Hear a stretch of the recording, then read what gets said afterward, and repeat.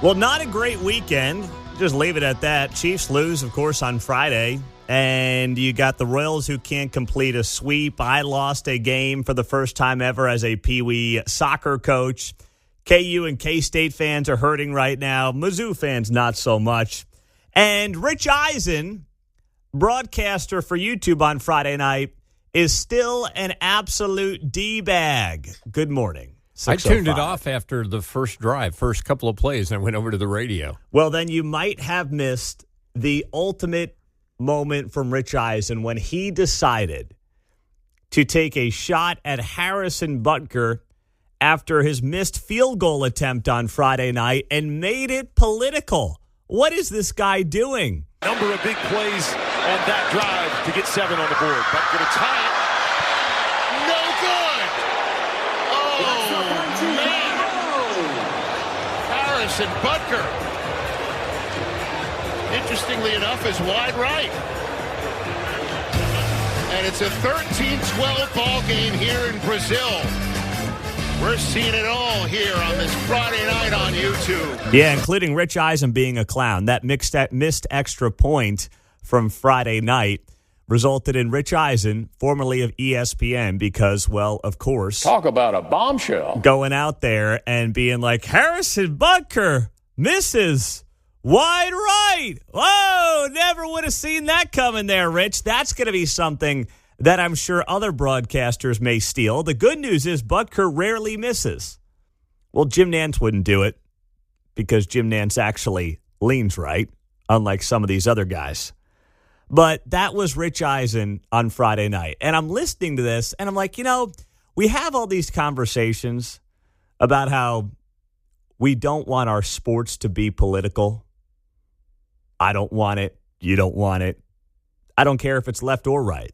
Sports is an escape.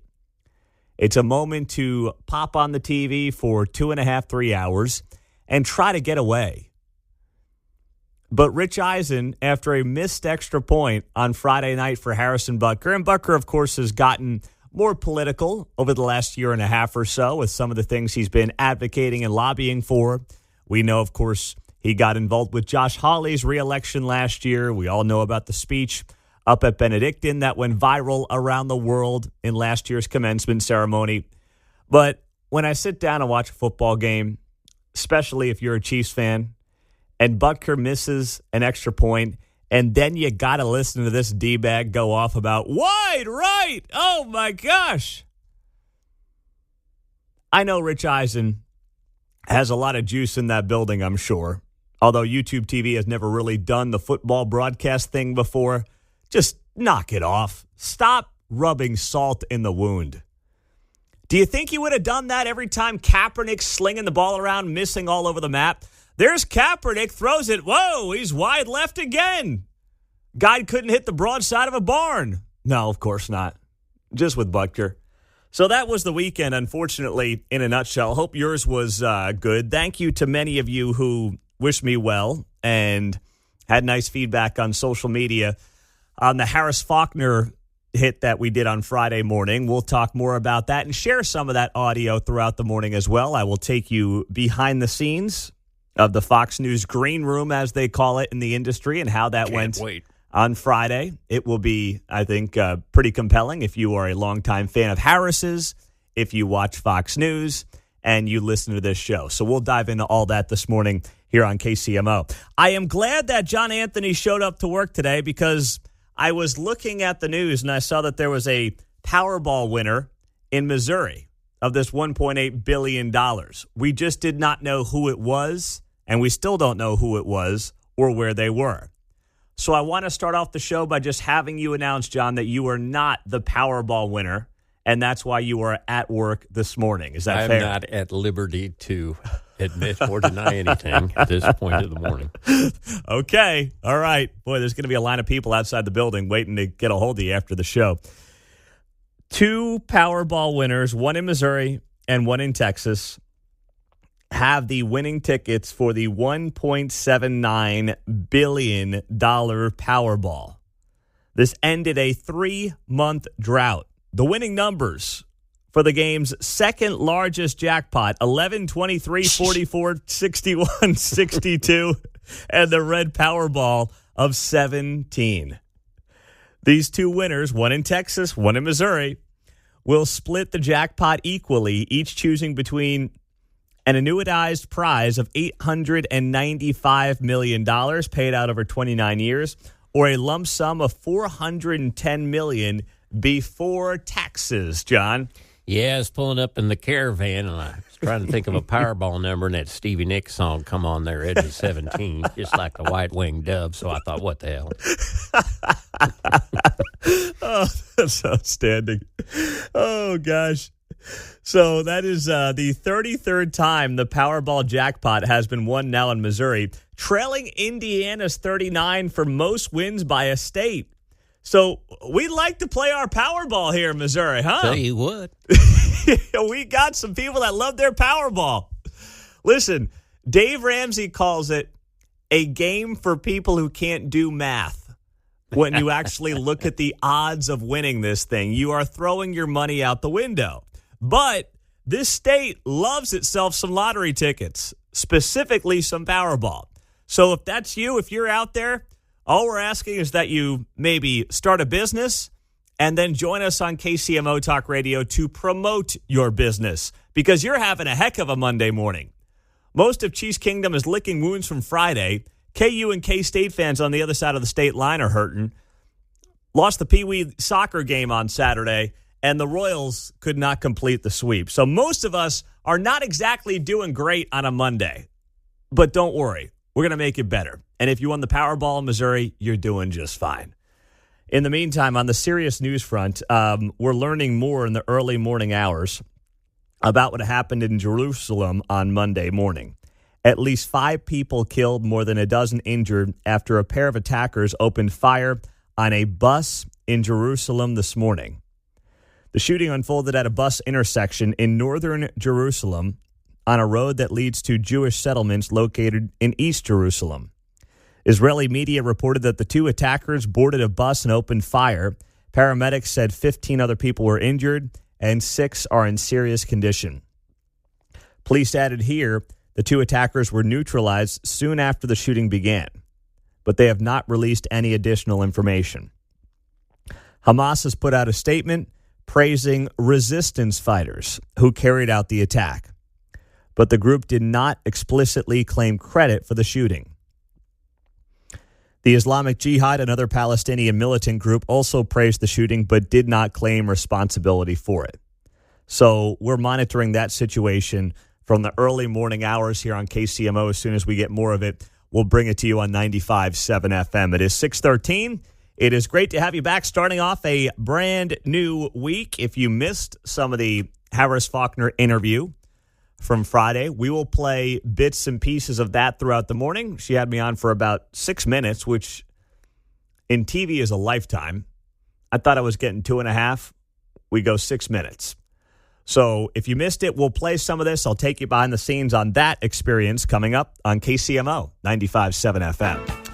6:18, good morning. Happy Monday. Starting off a fresh week here on KCMO Talk Radio 95.7 FM. Always streaming on the KCMO Talk Radio app. Wanted to thank many of you for your nice notes on social media after I threw up some photos of myself with Harris Faulkner on Friday. She was kind enough to invite me onto the Faulkner Focus on Fox News. If you didn't see those photos, they are up on my Instagram page at Pete Mundo. You can see them there. Also on X at Pete Mundo. Just search and find them and you'll see the photos for yourself. But it was quite an experience for somebody who has spent a lot of time in that building. You know, if you don't know, before I got here to Kansas City almost 8 years ago now, I was freelancing in different places in New York City. And that was preceded by a stop in Oklahoma. So I end up in the Fox News building quite a bit on the radio side of things. Never did anything on TV. And the radio is kind of like the redheaded stepchild to the TV there. I mean, we're used to that in radio. We understand the game. That's how it goes. But I had never done anything on the TV side. So All the TV stuff is on the first floor and the second floor. That's the big TV studios, all the stuff you see on TV, Fox and Friends and whatnot. A lot of that is on the first and the second floor. Radio's up on like 15, 16, 17, 18. We got to go, halfway up the building to do our job. TV, they walk right in, they walk right out, right? That's the name of the game. That's how it goes. So when Harris had her booker invite me on Friday, I was in town last week for a radio conference. I did the show from there on Thursday and Friday, and they said, hey, why don't you come on Harris's Faulkner Focus on Friday morning? My flight's leaving at 2:15. The show's airing 11 o'clock Eastern time, 10 o'clock Central time. I'm like, this actually works out really well. So they booked me, and they want to talk about whether or not transgender people should be allowed to own guns. And I'm like, oh, okay. I thought we might be going light, NFL, Chiefs, something like that. Nope, we're going right into it, head first. I'm like, but this is cool, whatever you want to talk about. I can opine on it. But when you're getting set for a hit on TV, you've got to change your mindset from radio. In radio, hey, I could go on 5, 6, 7, 8 minutes if I think a topic is valuable enough and I've got enough thoughts and opinions on that topic. I know I can go on for a period of time here. In TV, you got to be in, you got to be out. You got to have those answers buttoned up. 30 seconds on an answer is a lifetime in television.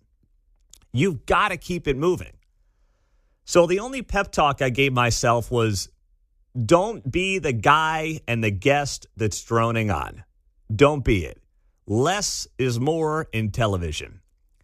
So I wrap up my radio show here on KCMO on Friday. I go downstairs. They have a booker greet me, and then I hang out in the green room.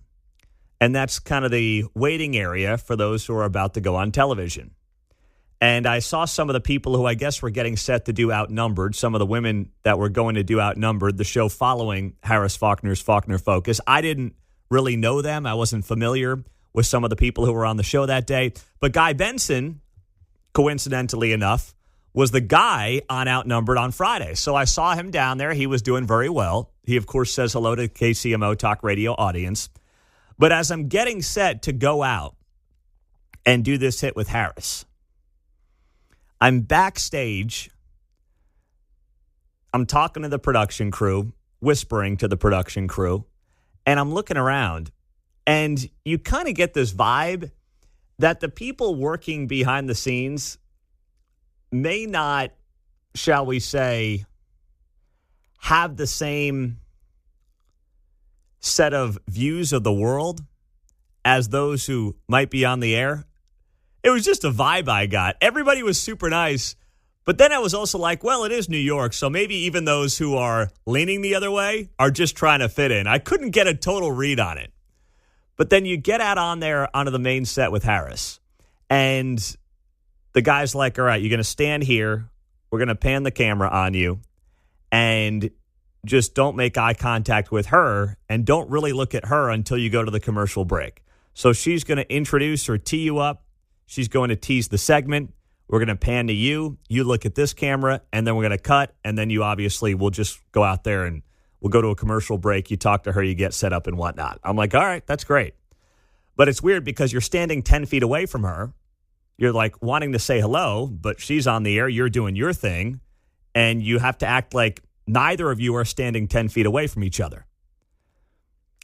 We do our hit. We cut to break. And even though I had never met Harris, it was like after doing all the interviews with her here on KCMO, it was like we had known each other for 10 years and just hadn't seen each other in a while. She was exactly the person that she comes off at on this show. Same exact person. Now, some of you probably had met her from her time here in Kansas City when she worked at Fox 4. She was out in the community a lot, so yeah, people had a chance to meet with her. I'm sure that there are many in Kansas City who had the chance to visit with her. Many of you obviously watched her for years. Exact same person. Could not have been more pleasant. Could not have been more polite. Could not have been more engaging. She was talking about my three girls, and she says to me, how are they doing? And, I showed her a photo from Red Friday. They were all fired up in the driveway on Friday with their Chiefs gear on. So it was exactly what you would have expected from her. And then, on top of that, she just made it very easy and very comfortable. And that's on her. That's her being a total professional. So when we talked about the issues, here's part of our conversation on Friday on Fox News, Harris Faulkner's Faulkner Focus. This is where it started. All right. The new Democratic mayor of San Francisco spent part of the holiday weekend celebrating his city's new transgender district. Watch. I'm here in the transgender district, Brianna. We're talking about placemaking the first, only transgender district in the world. What's happening right here, Golden Gate? Comments on his Instagram post were not as celebratory. One asked, of all the issues in SF, this is one of the top priorities? Another with, can we clean up this neighborhood? Another, go woke, go broke. The Washington Examiner out with an opinion piece asking, why can't we live in a world where the left focuses on all those in need instead of a select few? Come on, that's the best question of all. Well, I guess, segregation is back. I mean, even Gavin Newsom is blushing at this one. This is something you look at and you say, I guess my wife and 3 daughters, not that we would go to San Francisco, but would not be welcomed in to this community. I mean, what is that all about? And then when they say we can walk and chew gum at the same time, it's not true. Time is finite. If you're doing something like this, you're not cleaning up your streets, you're not trying to figure out how to prevent people from leaving a city. That's not how this works. And apparently they haven't realized that in San Francisco. I love that time is finite. Yeah, and tweets and posts and things never go away. So, we can find out a whole lot.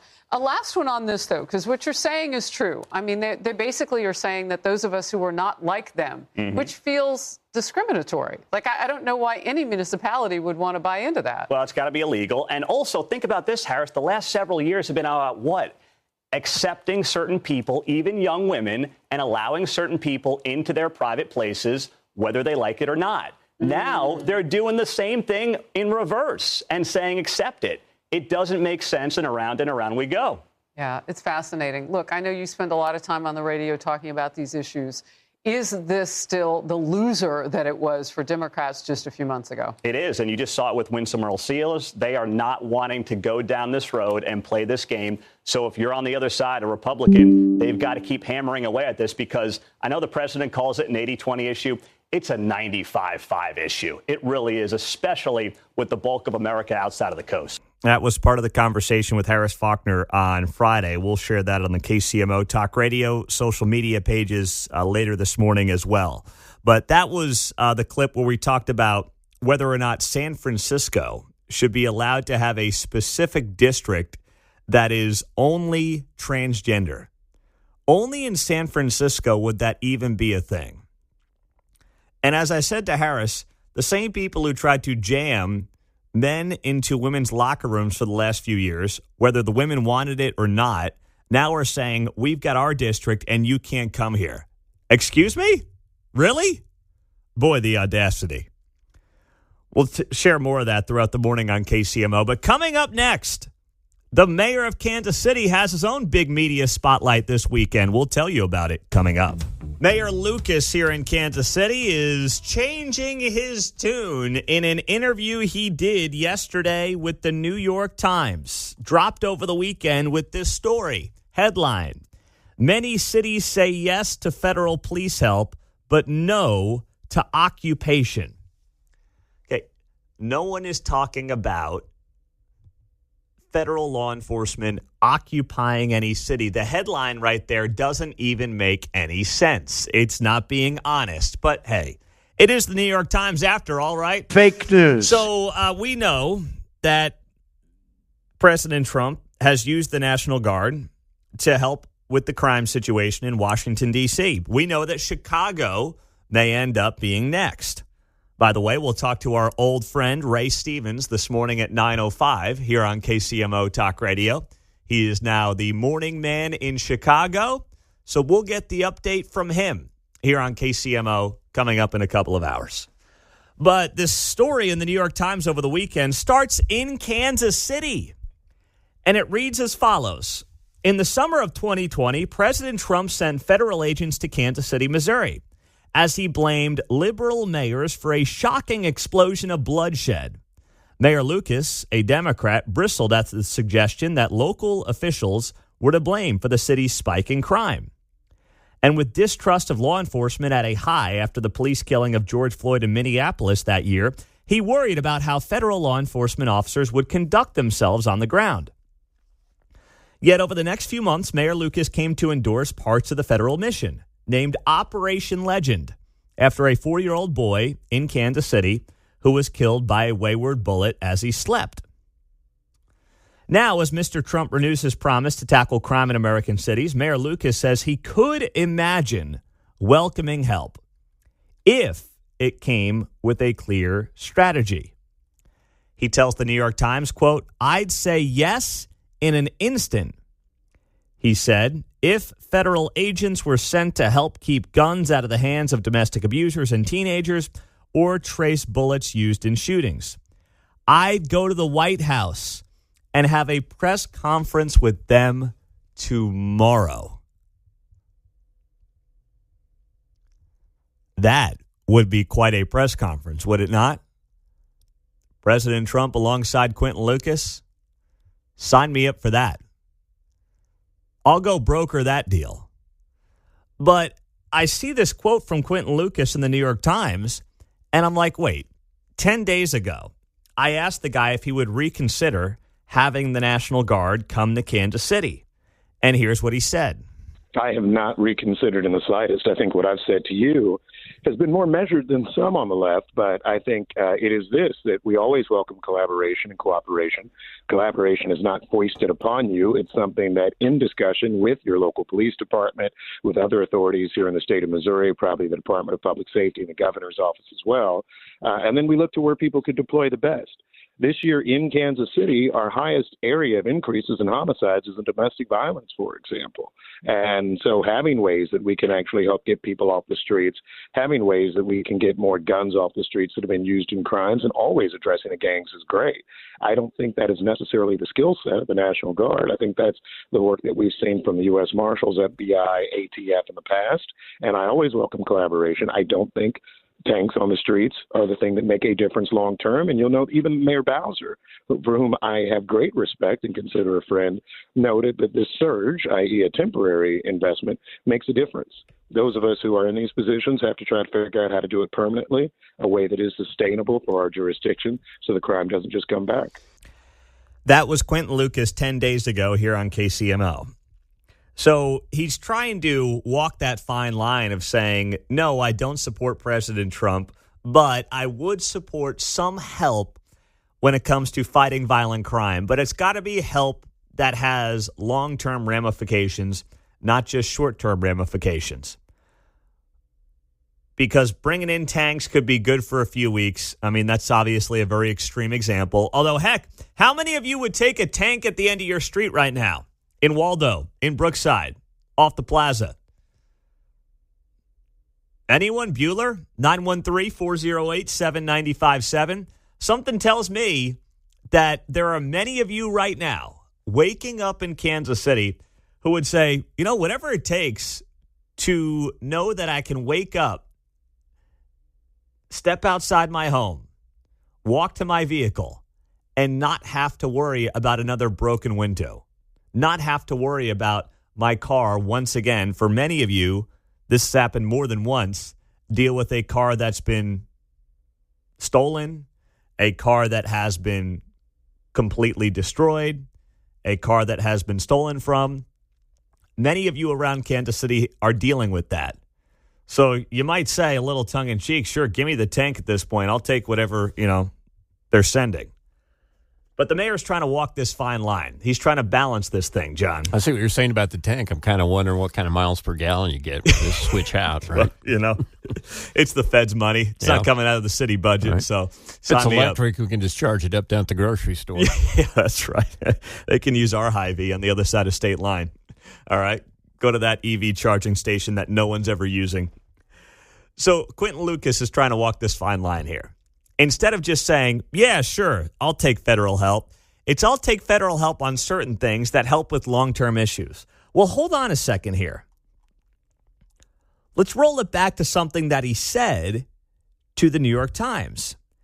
He talked about how he would like to use federal agents to help keep guns out of the hands of domestic abusers and teenagers or trace bullets used in shootings. That's different from what he just said on the show 10 days ago, where he's like, we need to talk about and worry about the long-term strategy.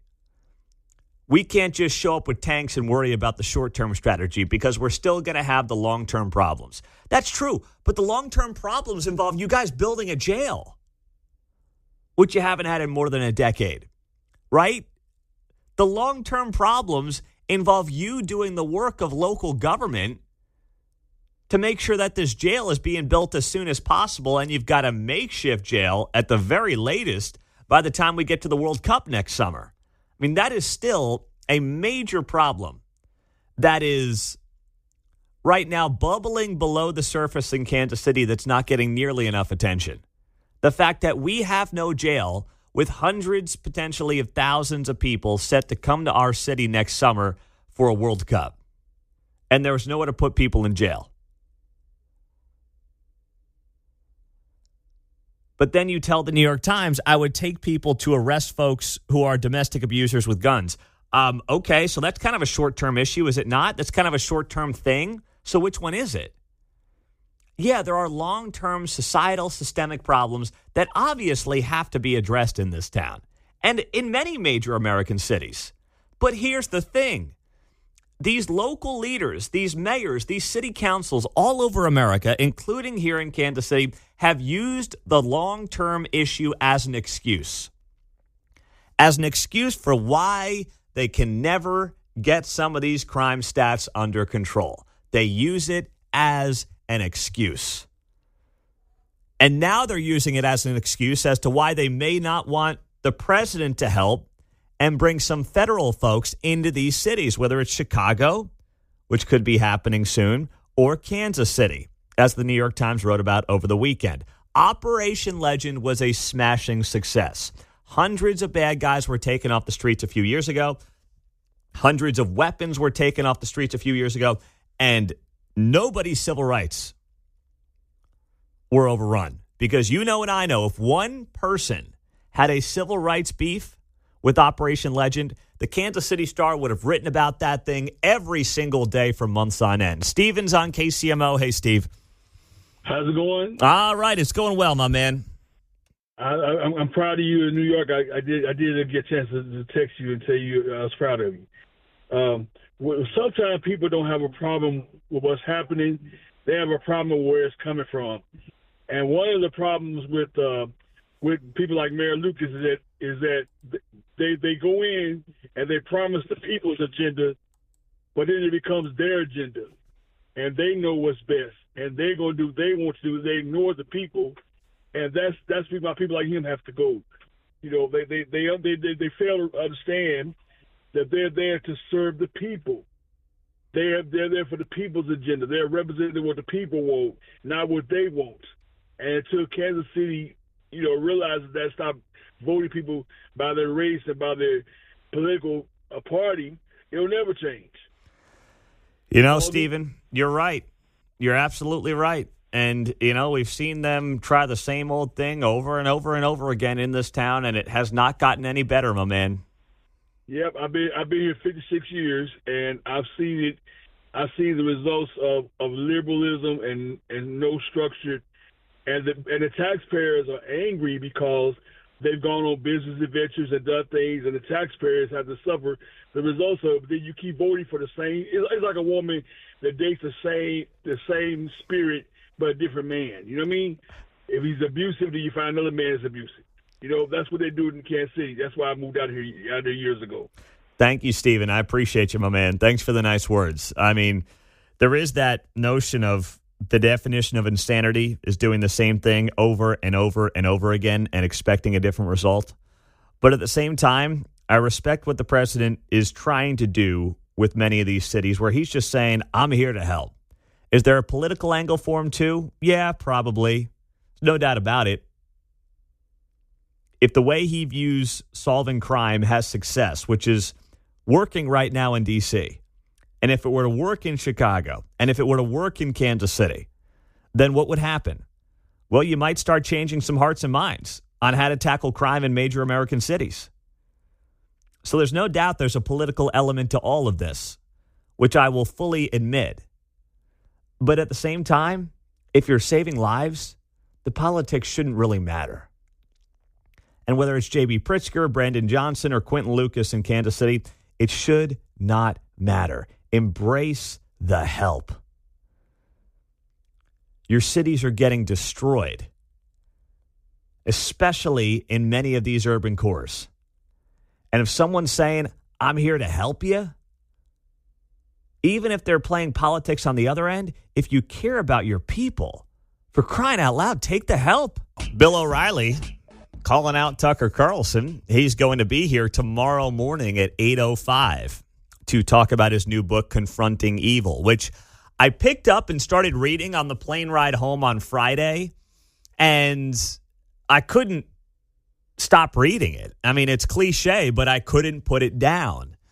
I'm about halfway through it, so I probably won't be able to finish it by the time Bill gets on the show tomorrow, but I think we'll have some pointed questions for him, because typically when authors go on these shows, the people that interview them never actually read the book. They just get a couple of questions, and they ask the generic questions that get thrown out there. The desk cover there. Yeah, the publisher's like, here's 5 questions to ask the author. But I don't like to do that, especially with a friend like Bill O'Reilly, and knowing full well his books are very easy reads. Here's what I like about them. I learn a lot, and I don't have to go deep into the weeds. Like Genghis Khan is written about early in the book in Confronting Evil. Genghis Khan died at the age of about 65 years old because he was out riding his horse, and his horse tripped over a log. And Genghis Khan goes flying off the horse and ends up basically dying. I mean, they found him a few hours later, but he just ended up dying because his horse tripped over a log. I mean, one of the most evil men in the history of the world dies at the age of 65 because his horse tripped over a log. You can't make this stuff up. You can't. It's unbelievable. So I can't wait to have Bill on the show tomorrow, 8:05 here on KCMO. Make sure you set the alarm. If you're at the office by then, stream it on the KCMO Talk Radio app. So Friday we get that jobs report, right? It comes in well below expectations. But there's a lesson here for the Trump folks that they've got to make sure they do not make the same mistake as Joe Biden's people, where basically you're whistling past the graveyard on the economy. And you're trying to convince people that the economy is better than they believe it to be. We know there are things they are doing with this administration that will pay off for the economy. We're only, 8 months in to Trump's term. I know it feels like 8 years. And I mean that just because of the pace at which he's moving.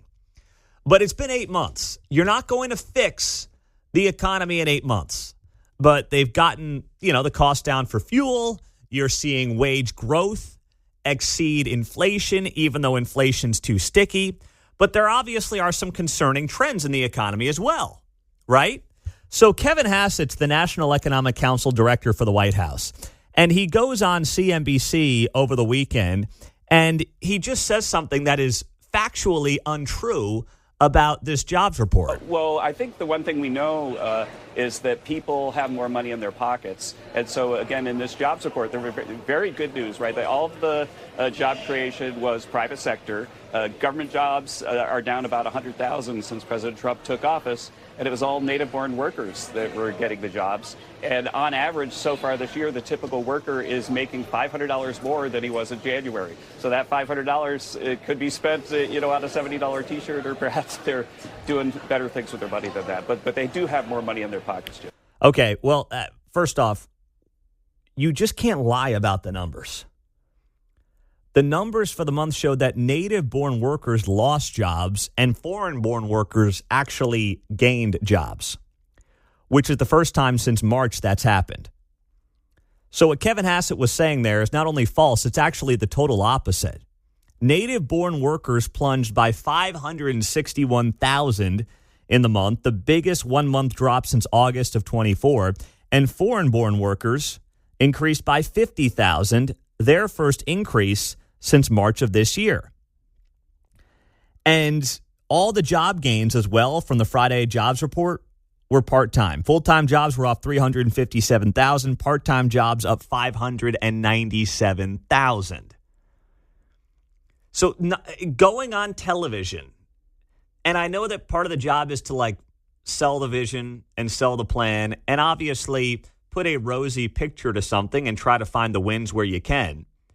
And, you know, there are some wins out there. He referenced wage growth, and obviously you want wage growth to exceed inflation. That's important. But you can't go out there and say that, yeah, you know, native-born workers are doing great, had a big month, when literally the opposite is true. You just can't do it. I mean, if Biden was doing that stuff or his guys were doing that stuff, we'd crush them. You just can't go out there. Sell what you've got to sell. But don't try to sell lies. Now, maybe Kevin Hassett didn't have the information, but the guy, you know, I mean, he's the National Economic Council director. I mean, if he screws up something like that, he probably shouldn't be in a job here on a Monday morning. He should be looking for work somewhere else. He should be picking up one of those 600,000 part-time jobs, as far as I'm concerned, if he doesn't have that information right. So you can't try to paint a rosier picture than what is realistic. You have to acknowledge that there still is real economic pain. People feel like they're tapped out.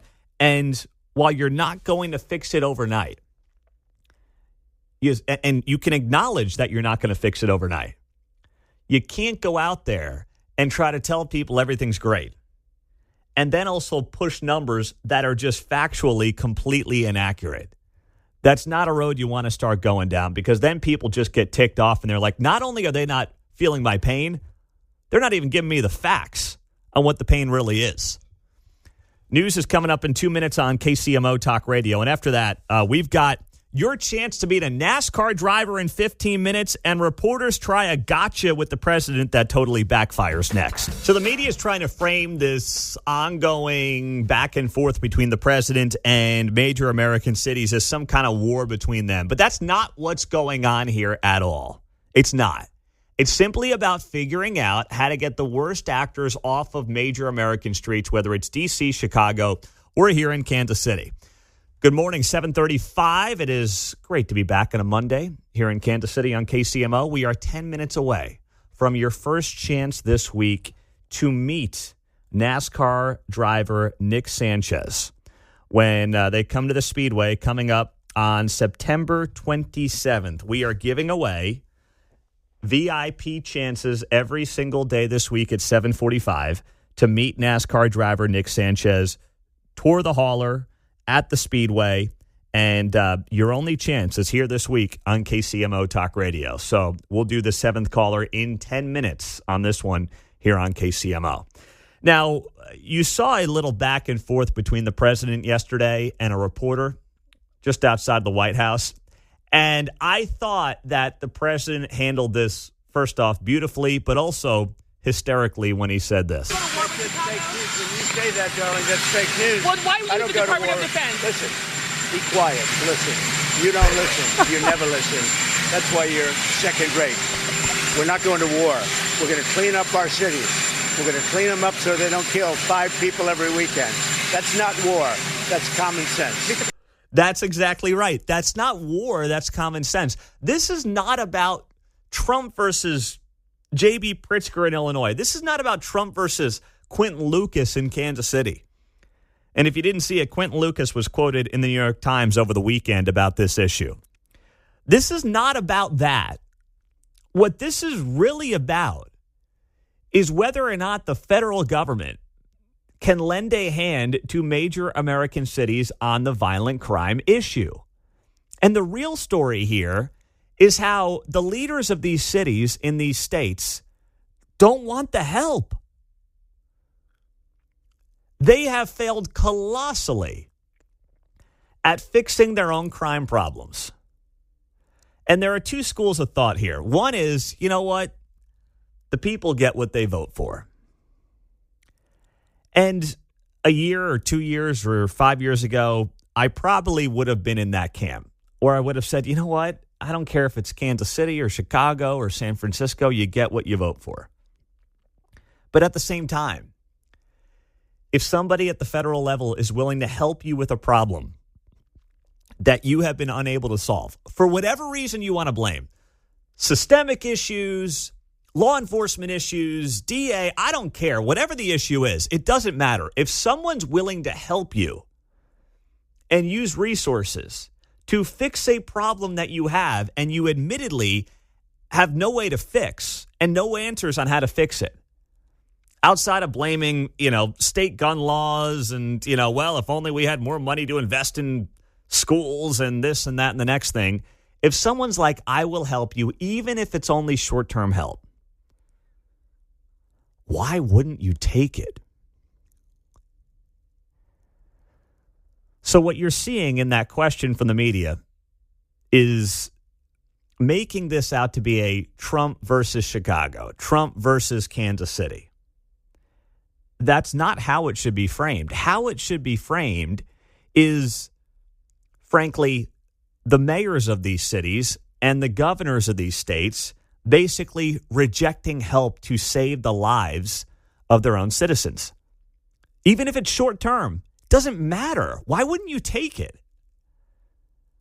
Like when I hear this stuff, whether it's from, Mayor Lucas here in Kansas City or Brandon Johnson, they all say a similar version of, well, we've got major problems here. This is maybe a Band-Aid at best. So what are we going to do about it? Well, I don't know. You saved some lives. That's a pretty good start, John. At least we got something to work with here, man. I was thinking some of these same people would suggest with relative to local control or state control that we have to do something. Yeah. That's a good point. Right? Yeah, that's a good point. So do we have to do something or do we have to measure what that something is? Yes, and whether or not that something might help our political opponents. After they leave, then what's going to happen? Well, hopefully the perps are in jail. Yeah, well, that's a great place to start. And then, yes, maybe down the road you got to deal with more perps because it's a short-term answer to a major long-term problem. I get that. But you take it. You take it. And by the way, you could pat yourself on the back for it if you're an elected leader in one of these cities. And you say, sure, federal government, come on in, lend me a hand, just like Operation Legend here in Kansas City. Come on in, let's get it done. You get to pat yourself on the back. That's the part of this I don't get. You have an opportunity to get some good political will. However, if you're someone who is exploring the possibility of running for president one day, like a J.B. Pritzker in Illinois, which, gosh, some of these people are so delusional, thinking that they're presidential material. Just stone cold losers. Or if you are a Quinton Lucas, who, don't kid yourself, I see a world where maybe he says to himself, hey, let's go up to Iowa. What do we have to lose? Why not give this a shot? Don't kid yourself. If you're in that camp, then you cannot possibly win a primary by being the guy or a gal who says, yes, I took Donald Trump's help and it actually worked. That is a suicide mission for you politically, which is why you can't do it. It's that simple. That's the name of the game here. That's what's going on. 913-408-7957 at 7:41 on a Monday morning on KCMO Talk Radio. Let's go to Joe. He's up in Liberty. What's up, Joe? Good morning, my man. You're absolutely right, man. Nobody on the Democratic side wants any help because it's horrible optics come the next election. We couldn't fix it, but look, he could. The next Republican in Illinois can step in and say, hey, look, I'm just going to follow Trump's lead and we'll clean Chicago up. They could do the same thing here in KC. It'd be great. Yeah, I've heard that. And, Joe, thanks for the call, my man. I've heard that where people say, hey, if Trump has success in these cities, it will help the Republican Party. I think that the Democrat Party is too entrenched in major American cities where the Republican Party is going to just swoop in and win. What actually can come out of it, though, is a moderation from the Democrat Party on the issue of crime, which would be a net positive for America. I mean, let's be honest. The Republican Party's local parties have zero infrastructure in any of these cities. And I say that with all due respect to, the Jackson County GOP here in Kansas City. I'm sure it's the same thing in Cook County, Illinois. They have no infrastructure. They have no way to really get out the vote in any of these major American cities. Trump could come in, have great success in Kansas City, Chicago, anywhere, and it's not going to make a difference. Like, the Republican Party is not going to magically start winning races in these cities. But if it moderates the Democrat Party, that's a good thing for cities, for states, and for the country. So I'm not going to try to sell you on this idea that then the Republican Party has this big renaissance in blue cities. That's frankly not going to happen. But if it gets the Democrat Party to look in the mirror on the issue of crime, that's fantastic. It's good for the country. Tammy and Shawnee, go ahead. You're on KCMO. Good morning. I just wanted to share that I think until we hit them in their pocketbook where it counts, money is the only thing some people understand. If we hit them in their pocketbook, for example, tourism, who wants to go to a city that isn't safe? I don't want to take my family to a city that's not safe. I could name a number of them. So can you. Mm-hmm. And if we start giving them, no money, we don't go there for our vacations with our families, I think they'll notice that tourism is dead in their town. And maybe, just maybe, they might go ahead and take this money, this help from the president. Yeah, what's interesting to me, I'm intrigued by what you said there, Tammy, because last week, of course, I was in New York for a few days for a conference, did the show Thursday, Friday, did the Harris Faulkner show on Friday afternoon. And I was staying at a hotel right there in Midtown Manhattan. And it's amazing to me, the majority of people I found myself in an elevator with in the hotel didn't speak English or clearly were from another country. So I'm not saying it's something that we can't do, but it does seem to me, and it was a reminder to me as well, that the tourism to places like New York in particular, probably more so than any other major American city, but, New York, Chicago, L.A., D.C., a lot of these tourists, they're just not from here. So hitting them in the pocketbooks, that may be one way to do it, but they're getting that international tourism as well. And that seems like it's something that is feeding these cities in a way almost more so than, say, tourism from the States is feeding that tourism bucket. So just something to note there. No, time is running out. The clock is ticking, some may say, on the marriage of Kristen Cavett, who was busted getting a little too cozy with her CEO a few weeks back at the Coldplay concert. And now we know the woman in that since viral video is filing for divorce from her husband, Andrew, nearly 1 month after her viral kiss cam moment with former astronomer CEO Andy Byron. Kristen filed for divorce in Portsmouth, New Hampshire in the last few weeks. Daily Mail just obtained the documents over the weekend. Neither Kristen nor Andrew has publicly addressed their reported separation. Us Weekly also reached out for comment and did not hear back. Kristen and Byron, of course, made those headlines after they were cuddling on the Jumbotron back during the July 16th concert at Gillette Stadium where the Patriots play.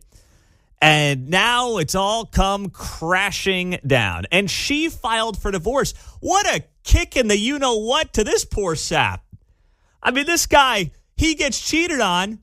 It goes viral that his wife's cheating on him with the CEO. And then what happens? She files for divorce from him. I mean, dude, this guy's got to be kicking himself. He should have been the first one out there filing for divorce. Instead, he actually seems like probably a halfway decent guy. Maybe he wanted to make it work. I don't know.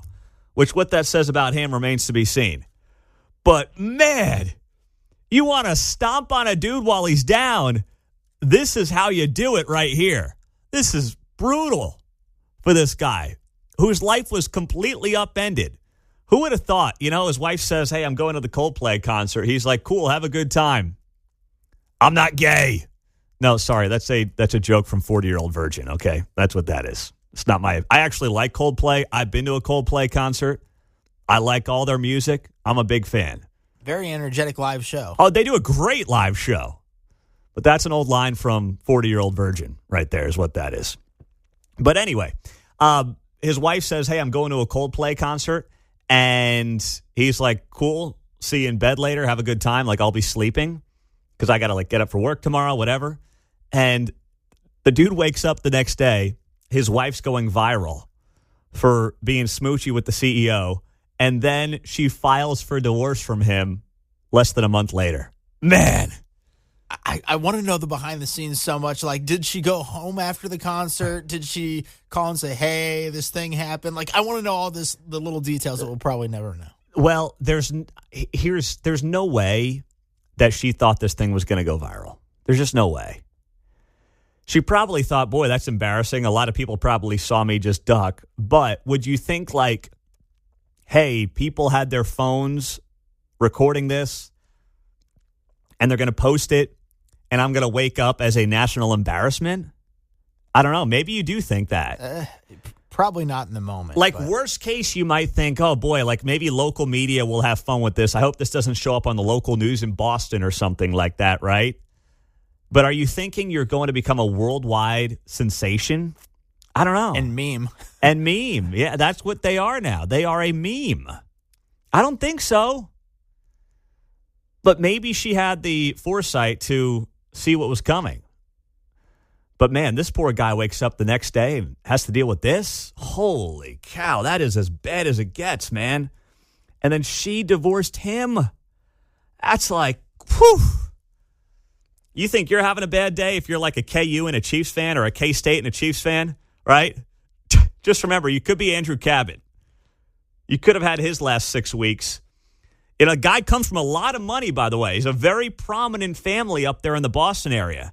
And now he's been totally embarrassed by his own wife. That's just brutal, man. You may have a prenup that says something happens, you're the one that's going to file. Well, I'm not. I hope for him. Maybe. I hope he's not getting taken to the cleaners on this as well. That would be just 3 strikes against him right there. Cheated on, she divorces him and takes a bucket of money.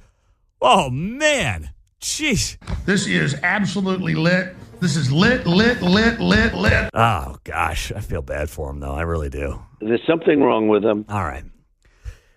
Coming up on KCMO Talk Radio 95.7 FM. We're always streaming here on the KCMO Talk Radio app, as always. Our buddy Ray Stevens, formerly at KCMO, he's now in Chicago. He'll be here just after 9 o'clock, talk about the Trump versus Chicago ongoing drama, how that could apply to Kansas City, and a wildly concerning trend if you have kids or grandkids in college or soon to be there, we'll tell you about next. Is it time to just raise the age of being a legal adult to 21 once and for all? If it wasn't for enlisting in the military, I'd be all in. I just don't know what you do if you have young men and young women who are able to fight for their country, but they can't vote, they can't technically access certain apps and certain websites. I just don't know what you do about that part of it. But we know that when it comes to like our brains are not fully developed until our 20s. We now know that, right?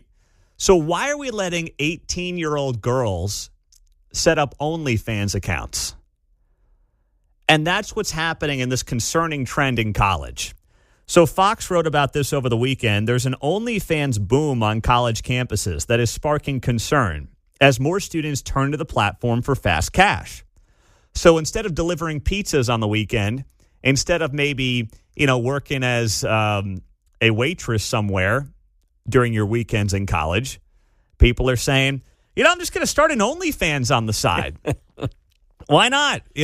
John, please don't get any ideas in there, okay? Yeah, I was going to say, if they're showing them off on the halftime show on the football games, why not get paid? I guess. Seemingly seems to be a big deal. This is so concerning on a serious note. Mm-hmm. So what you're seeing here is a lot of college women in particular using OnlyFans to basically make side money to help pay for college.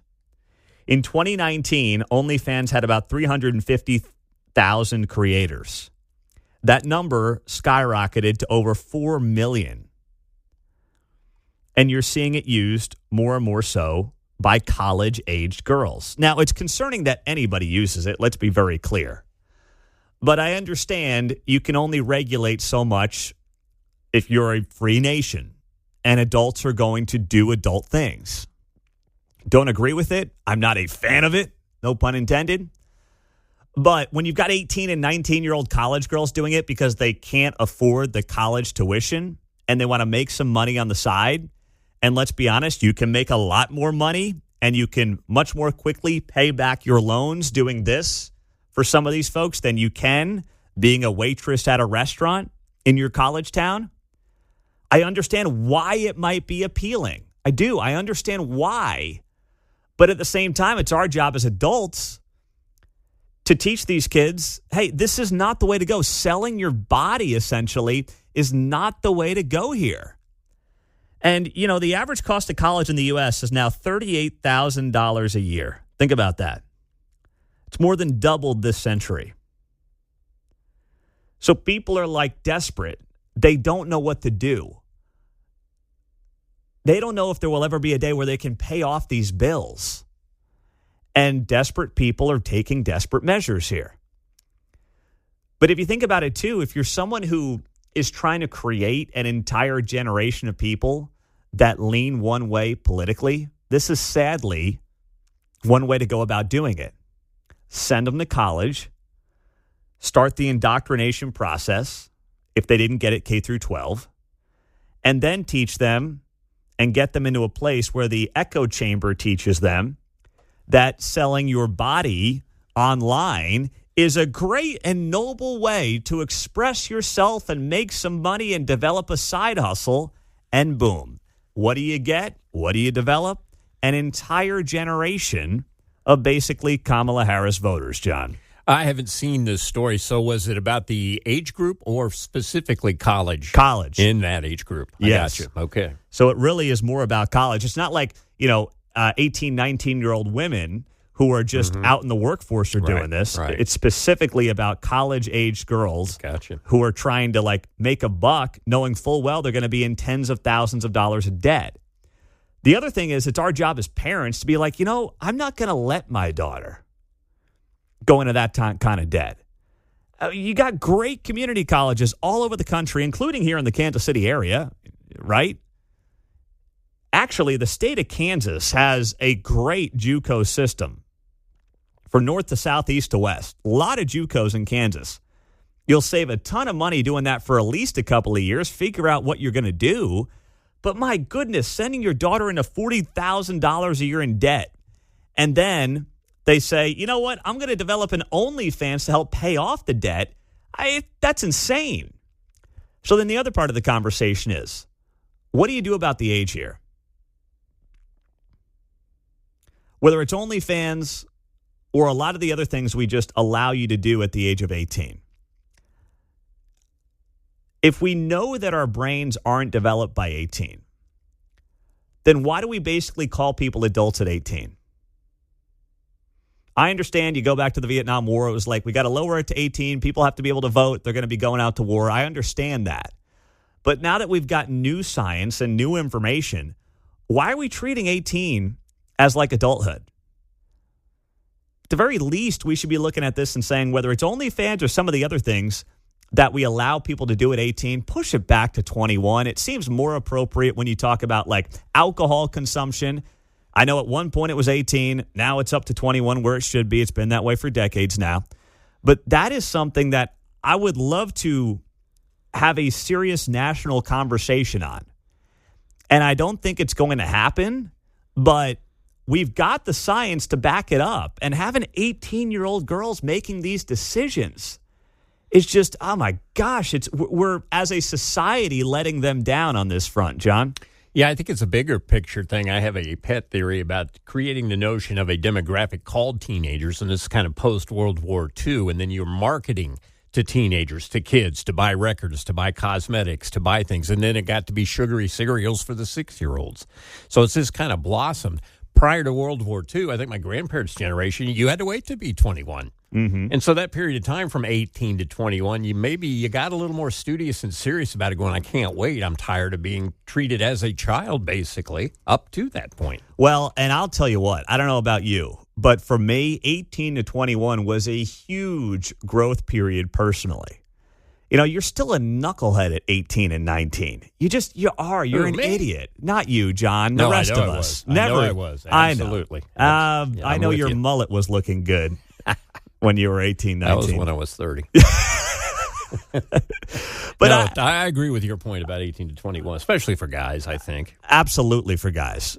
But, even young women, I think it's the same for them, too. Now, their brains develop faster than guys do, but you see it especially for men. You're completely different, 18 to 21. It's that thing that you're going to live forever and there aren't any lasting consequences. You just don't even consider that 18 to 21, do you? No. So I would be a fan of happening and having that national conversation. I'm just not convinced that it's coming anytime soon. But if this doesn't wake people up when you've got 18 to 19-year-old girls turning to OnlyFans, yeah, I guess it's great for OnlyFans. And you can say, you're an adult, you do what you want to do. But it also is our job to protect kids. You can't rent a car till you're 25, but you can go out there and plaster yourself all over the internet for online creeps at 18. And let's be honest, who's the guy who's interested in buying that content of an 18-year-old? As far as I'm concerned, he should probably be going to prison too. And yeah, I'm looking at you, Bill Belichick, okay? I think you got a point there. With a lot of problems, you're going to have to nip the consumer in the bud as well. Yeah. I think Bill Belichick's girlfriend's like 23 or 24, so he's probably safe, but still a total creep. Fuzzy math still. Yeah, exactly right. Coming up on KCMO, Ray Stevens will be here just after 9 o'clock on 95.7 FM. We're streaming on the KCMO Talk Radio app. But did you see this? Haven't touched on it yet this morning. The beverage of choice that has a deep tie to Kansas City that is bucking all the trends. We have those details next on 95.7 FM KCMO. As I sat there yesterday drinking a garage beer, that's Travis and Jason Kelsey's beer, I saw the story from the Wall Street Journal that Garage Beer recently secured a $200 million valuation in its first funding round, backed by consumer-focused private equity investor Durational Capital Management. And this comes at a time when the industry is hurting. So according to Nielsen IQ, total alcohol sales dropped 3% in the first half of the year. There's a couple of reasons for that. First off, some people are just avoiding alcohol altogether. Other people are choosing, unfortunately, with marijuana becoming more prevalent around the country and legal in more states. That's becoming the consumer preference, I guess you could say. And then also the cost is a factor. Alcohol has seen an increase in costs with inflation, everything else. People are pinched and they're obviously cutting things they don't necessarily need. Because after peaking during the pandemic, alcohol sales have been steadily decreasing every single year since. So at a time when the industry is down, Garage Beer is seeing optimistic growth. And they had revenues in 2024 of $20 million. The projected revenues in 25 are between 60 and 70 million. Now, I didn't realize this. This was not started by these two guys, Travis and Jason Kelsey. Garage Beer was originally founded back in 2018 in Covington, Kentucky by Braxton Brewing Company. And 2 years ago, it became its own company after being acquired by a team of investors. It gained traction last year when Travis and Jason became the majority owners. And they, of course, appealed to football-loving fans. I don't think I'll buy it again. I wanted to try it just to see how it was. It was fine. If there was one in a cooler, I would pick it up. That's how I would describe it. Would I go out of my way and break my allegiances and my current beer loyalties for it? No, I would not do that again. But it's serviceable if it was there. It's not like if someone's like, hey, grab a beer from the fridge, all I got is Garage Beer. I'll be like, no, that's disgusting. I wouldn't do that to them. I haven't tried it yet. So basically what you're saying is don't go out and buy it, but if a friend has it, maybe just take one off them. Well, listen, I'll always say support our local business owners here in Kansas City, okay? So give it a shot. It might be for you. But it's fine for what it is. But that's what it is. It's fine. It's not going to compete with some of your better beers around Kansas City, but it's serviceable is what I'll say about it. But now, if if there's another reason for these guys to be rolling in it right now, $100 million podcast deals. You got $200 million valuations from private equity on your beer company. It's good to be a Kelsey. I'll just say that. It is good to be a Kelsey right now. I think only Jason can be in the commercials right now because of the whole alcohol and NFL player thing. That's why. Next year, whenever Travis retires, he can be in the commercials with him. He's done. He's done after this year, right? We all know. So. He's done. I mean, he's now running into teammates and blowing out their shoulders for, a few weeks. I don't know. I can't tell if that was on Xavier Worthy or Travis Kelce. I'm hoping they bring it up on the podcast this week. They have to. Well, that's only one side of the story, though. Yeah. I mean, he'll tell the truth, though. That was always the problem, though, with Xavier Worthy. The guy's 150 pounds soaking wet, right? I mean, yeah, he runs a 4.2 40-yard dash. But, dude, I mean, the wind's going to blow him over at some point, John. And a lot of people were suggesting, well, gee, if it's a cross, right, one guy goes high, one guy goes low. We assume Kelce, the possession guy, would be the low guy, and the speed guy would be the high guy. I just don't think it was a crossing pattern, and I'm more likely to believe that Worthy was in the wrong place. Ah, okay. All right. That's my theory. Okay, I like that. At least it's a theory.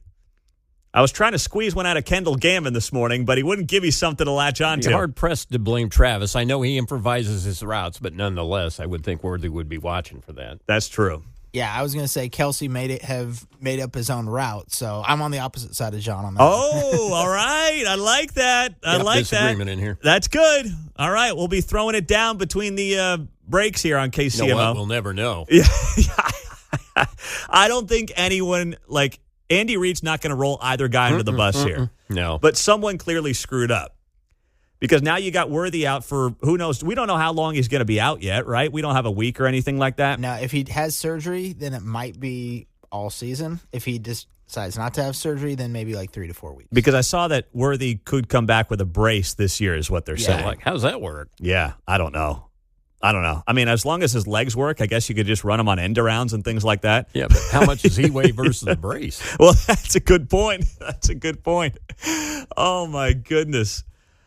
Not a good start to the season. Unbelievable. There you go. 913-408-7957 is how you join us on KCMO Talk Radio 95.7 FM. We are always streaming on the KCMO Talk Radio app. Quentin Lucas was in the New York Times over the weekend. Fake news. Wait, hold your horses. He was in the New York Times over the weekend talking about the crime issue in Kansas City. Headline here, many cities say yes to federal police help, but no to occupation. When did Trump propose an occupation? He's saying, can I help you guys with your crime-ridden dumps of urban cores and inner cities? Yes or no? I'd like to do that for you. I'd like to give you a hand here. Where does the occupying part come in? But anyway, the Times writes here, Mayor Quentin Lucas in 2020 bristled at the suggestion that local officials were to blame for his city's spike in crime. What is that? Then who's to blame? I mean, yes, the criminals are to blame. We all understand that. But at some point, when you've been dominated by one political party at City Hall, one political party in the DA's office, one political party at every single level of your city's hierarchy, who else are you going to blame? Oh, that's right. The red state gun laws? Oh, please. I mean, please. What are we talking about? At some point, you got to look in the mirror. You know? At some point, especially, and I defended Quentin Lucas for a long time on this issue early in his tenure when he promised to get the homicides under 100 per year. And a lot of people knocked him early. And I said, nope, got to give it time. Got to be fair. Can't turn this thing around overnight. But you can't run on that promise and then when you fail to do it, be like, yeah, but, the state's red. The state was red when you ran for mayor. If you didn't think you could do the job because the state was red, then don't run for mayor and don't make that promise. You don't get to then rewrite the rules of why you can't achieve your goals when the rules were in place and the politics were in place when you got there in the first place. You can't do that. Come on, dude. So this whole piece is about how, blue mayors in different parts of the country are trying to figure out how to work with the Trump administration on the crime issue. And Kansas City's getting a lot of attention for it, and so is Chicago. That's ground zero right now.